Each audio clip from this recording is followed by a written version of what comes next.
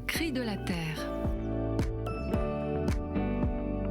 La semaine dernière, La Croix a publié, au beau milieu de l'affaire Quentin, une tribune signée entre autres par Florence Denier-Pasquier, spécialiste française des questions de ressources en eau, Jean-Pierre Raffin, président d'honneur de France Nature Environnement, Gauthier et Marianne Besse-de-Berck, Dominique Lang, bien connu entre autres pour son blog Église et écologie, et par mon épouse Mao et par moi-même.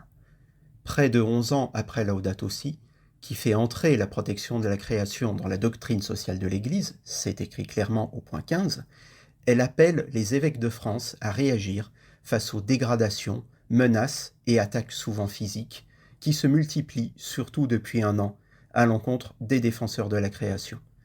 Lancée en novembre, cette tribune ne s'est pas démodée entre-temps. Vandalisme et menaces sont devenus notre quotidien dans notre travail. Je cite la tribune.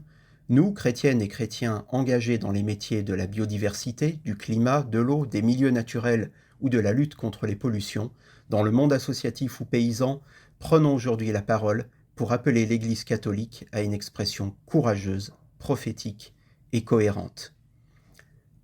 Laudato Si rappelle que la crise écologique est une réalité scientifiquement établie, que protéger la création relève du souci du bien commun, de la défense des plus pauvres, en un mot, que c'est un sujet pour les disciples de Jésus-Christ.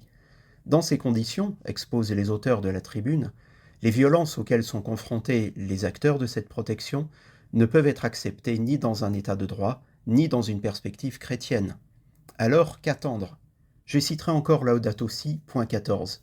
J'adresse une invitation urgente à un nouveau dialogue sur la façon dont nous construisons l'avenir de la planète.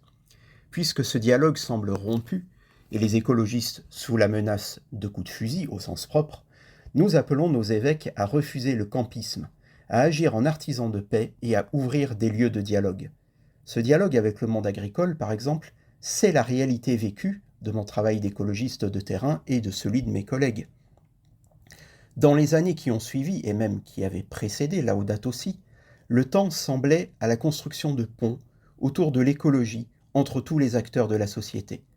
Ce temps bien révolu doit revenir de toute urgence, mais nous, acteurs de l'écologie, ne pouvons le décréter seuls.